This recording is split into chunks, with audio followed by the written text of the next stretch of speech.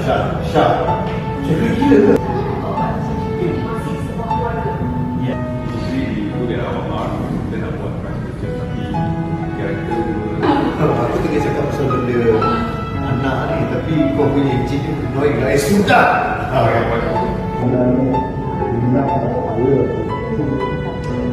yang mana Sasha boleh masuk. Kau tak masak you?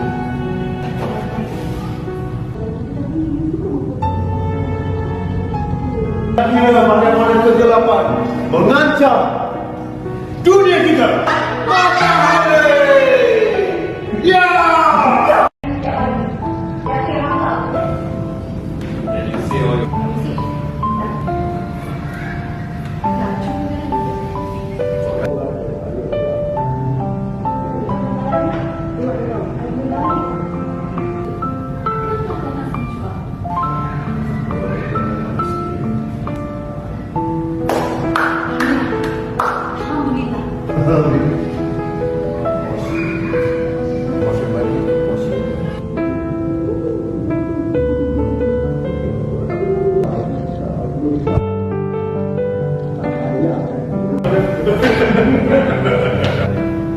Kakak saya ni.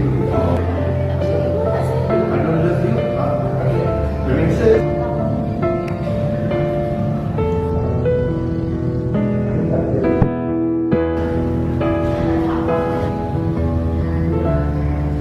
Cerita dia macam ni guys. Hari ni kita berpuasa. InsyaAllah kejap lagi dalam pukul apa? Lagi berapa jam?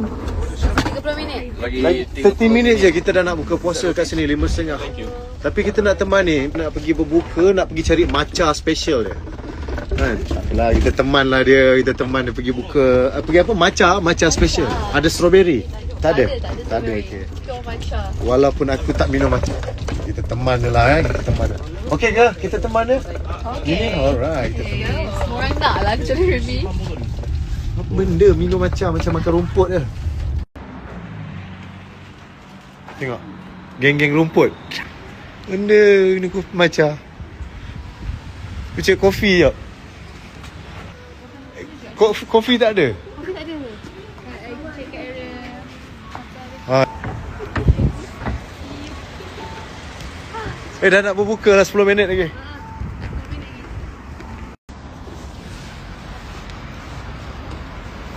Jangan tak percaya orang production ni. Sebelah aku ni. Budak ni ada je kat mana-mana dia ni. Kat Malaysia aku ingat tak Sama. jumpa dia. Sini pun ada juga. Dia lagi seorang, jangan nak menyorok tu. Tak ada, tak Ada sorok. seorang lagi tu sini. Sampai Abang- ke sini dia. Kita di mana-mana ikut Abang Remy. Cuaca malam ni insyaAllah sampai negatif 10. Negatif 10. Negatif 10. Remy. Percayalah cakap Remy sangat. Mira Fiza nak sign.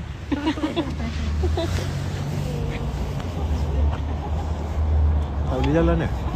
Tak boleh. Orang Jepun.